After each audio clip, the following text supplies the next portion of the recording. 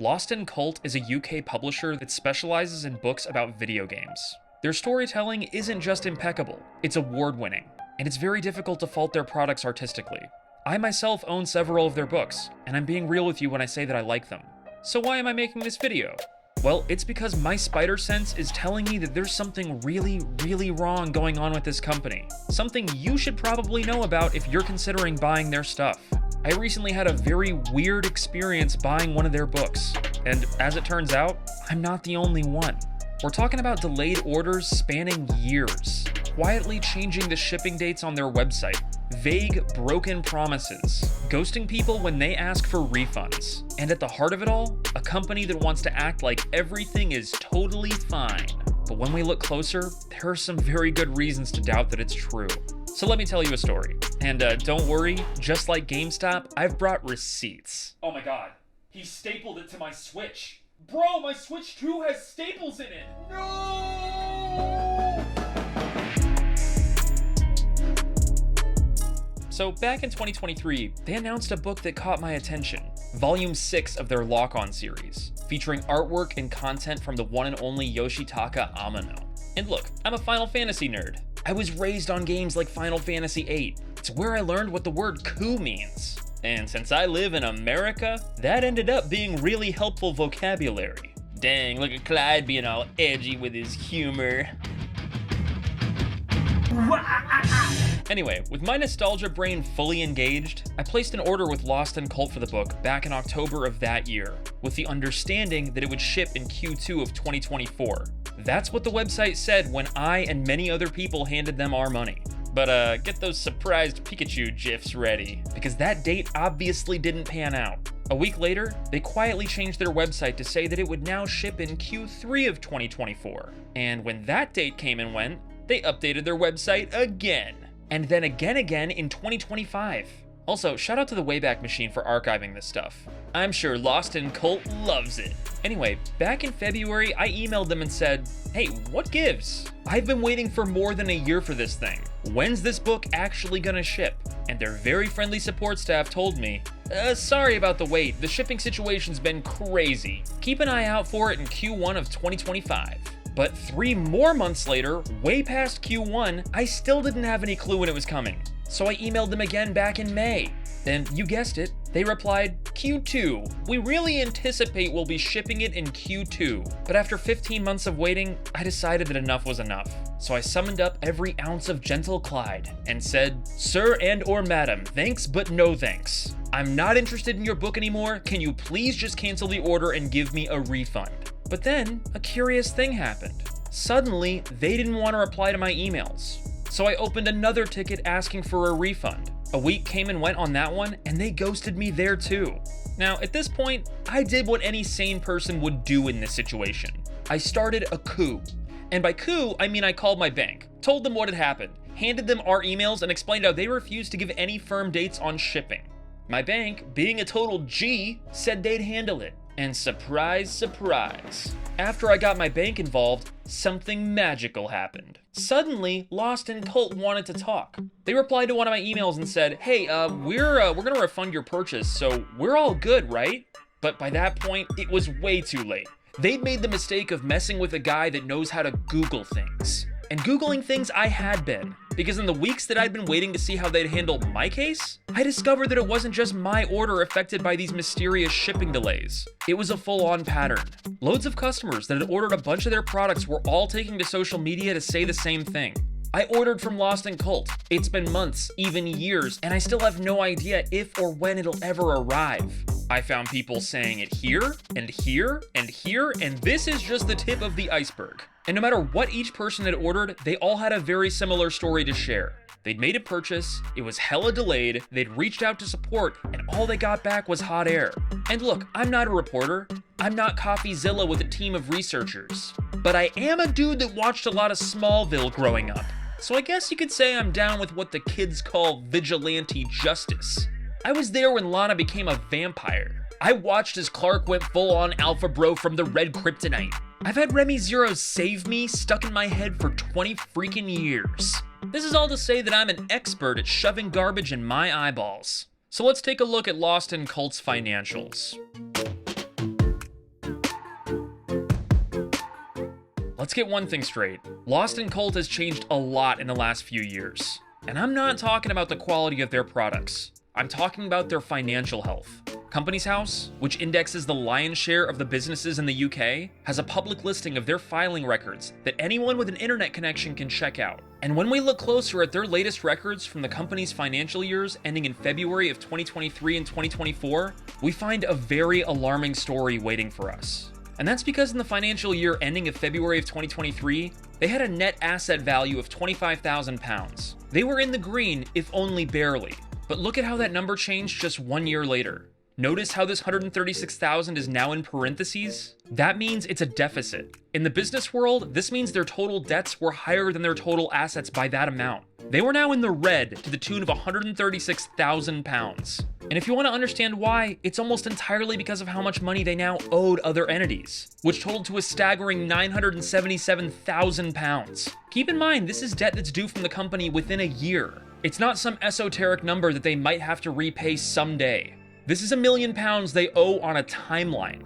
So yeah, even though they were selling more pre-orders and taking in more money, it wasn't keeping up with how much money they owed for the cost of new equipment and material production, hiring new employees, etc. And this filing, published in January of this year, is the most recent data we have about their financial health as a company.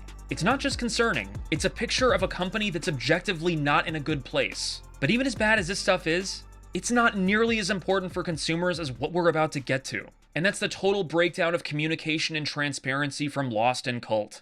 Let's talk about ghosting. Zoinks! Hey, Scoob!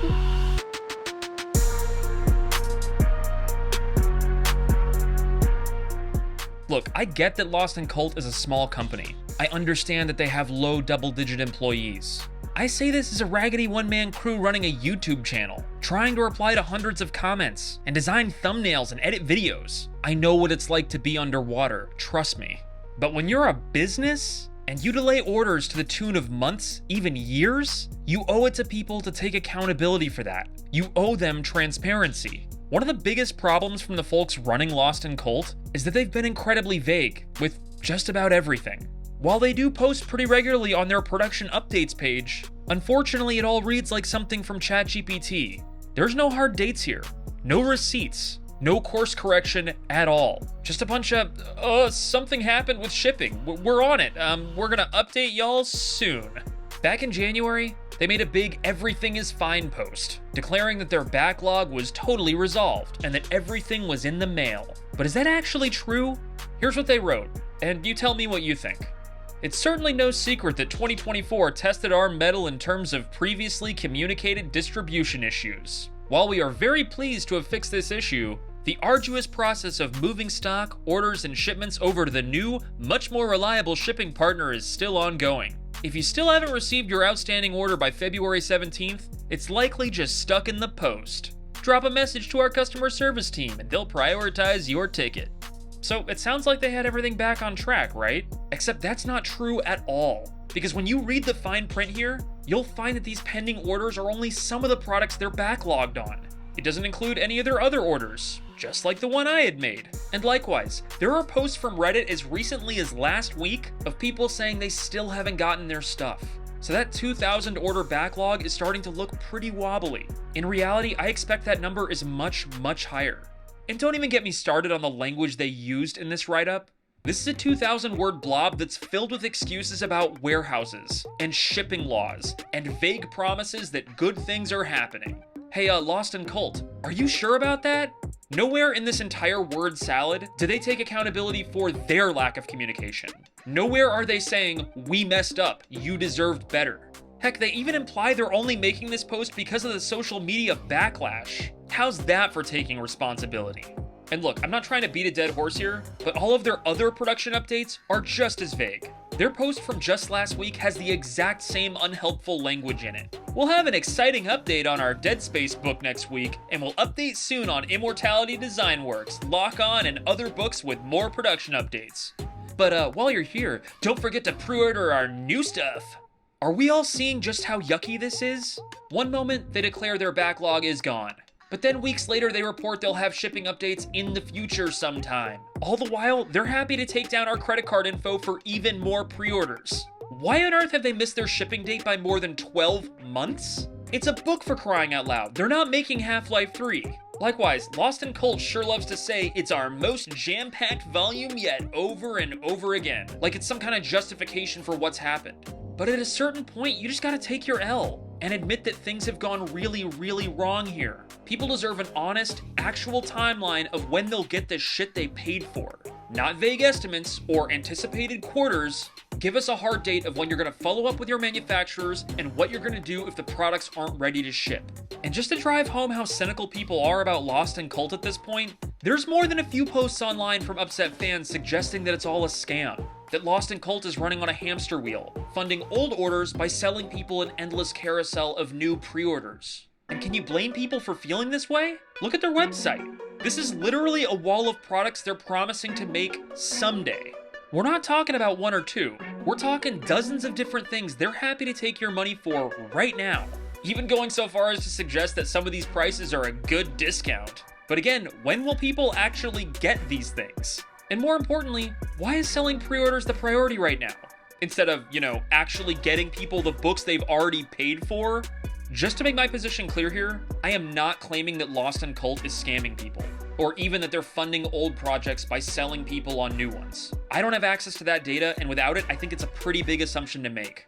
I just think they're hella mismanaged, and don't want to admit just how bad things actually are. They've said again and again, we're a small team, and we can't really reply to emails quickly. Sorry about that. But I don't buy that. They replied to me pretty quickly the moment I got my bank involved and filed a chargeback. That'd be a pretty wild coincidence after multiple tickets sat on red without a response. Likewise, I don't like assuming the worst in companies, but given the amount of fans saying they've experienced the same thing, it's hard not to. How many thousands of people are still waiting on orders from them? And how many more will make a purchase from Lost in Cult not knowing what they're signing up for? A couple weeks ago, Lost in Cult announced they're opening up a new revenue stream focused around art and indie games preservation. People cheered, because from the outside, more companies focused on games preservation is a good thing. But this is all just part of a recurring problem, that Lost in Cult loves trotting out new products, taking thousands of pre-orders, and accepting people's money for it way earlier than they have any business doing.